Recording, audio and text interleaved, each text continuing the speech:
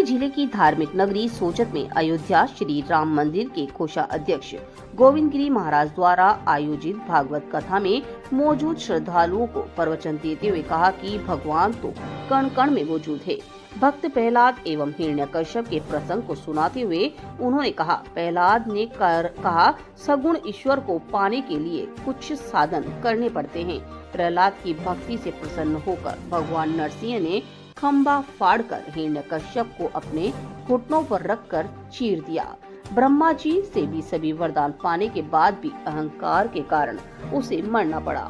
संत गोविंद गिरी द्वारा 7 दिवसीय श्रीमद् भागवत कथा के चौथे दिन कथा में कहा कि जब कान सुनने लायक हैं तो भागवत कथा का पूरा आनंद लीजिए।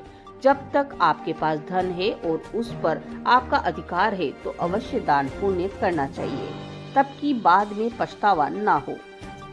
संत ने कहा कि जब भी मैं राजस्थान आता हूँ मुझे पन्नाधाय, महाराणा प्रताप, रानी पद्मिनी, राजा बलि की पत्नी विंध्याविनी की त्याग और बलिदान याद आता है।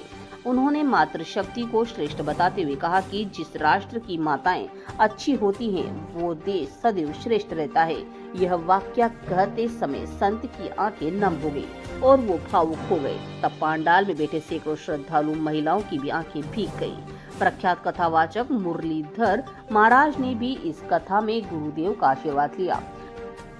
सोजत से संवाददाता अशोक खींची की खास रिपोर्ट।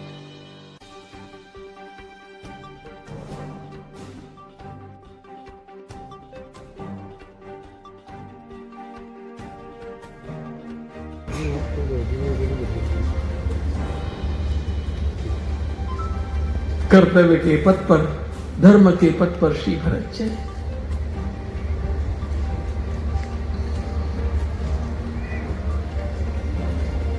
चित्रकूट के पवित्र प्रांगण में दोनों भाइयों का कैसा कलह चला। राजा बनने के लिए नहीं, राजा न बनने के लिए लड़ाई। राज्य मेरा है ये कहने के लिए नहीं, राज्य मेरा हो नहीं सकता इसको धर्मतः प्रमाणित करने के लिए।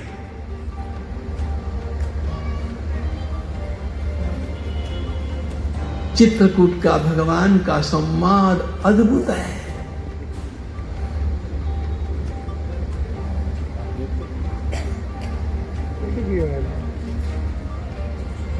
प्रभु ने एक एक बात का धर्मशास्त्र से उत्तर दिया। अगेंस्ट ऑल, सारा अयोध्या का मंत्रिमंडल, मातृमंडल, ऋषि मंडल और वशिष्ठ मुनि भी, इन सब के उत्तर भगवान दे। उत्तरोत्तर युक्ति नाम वक्ता वाचस्पति यथा। भगवान की वाग्मिता क्या है ये वाल्मीकि रामायण के बिना ध्यान में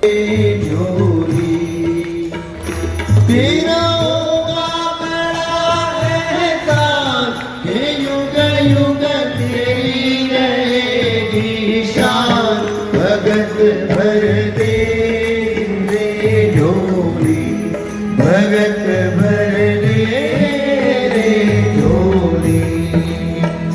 तेरे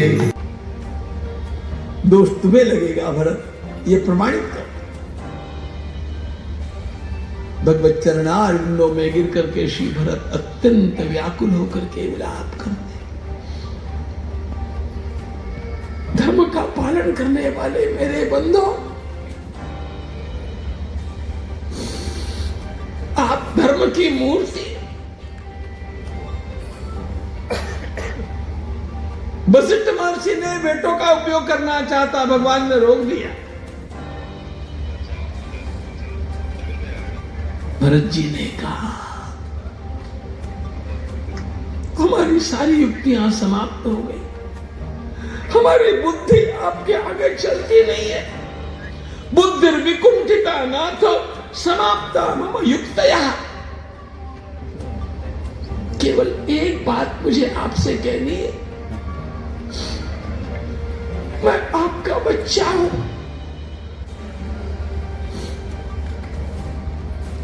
मेरे द्वारा भी धर्म का ही पालन होना चाहिए, ये जिम्मेदारी भी आपकी है।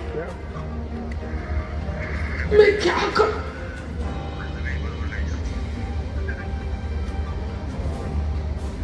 राम जैसा कोई नहीं मित्रों। ये उपाय भगवान ने सुझाया है कि तुम लौट जाओ भरत। कैकेयी माता ने तुम्हारे लिए राज्य आजीवन मांगा है, लेकिन चलो मैं तुम्हें से वादा करता हूं, 14 वर्षों के पश्चात यदि तुम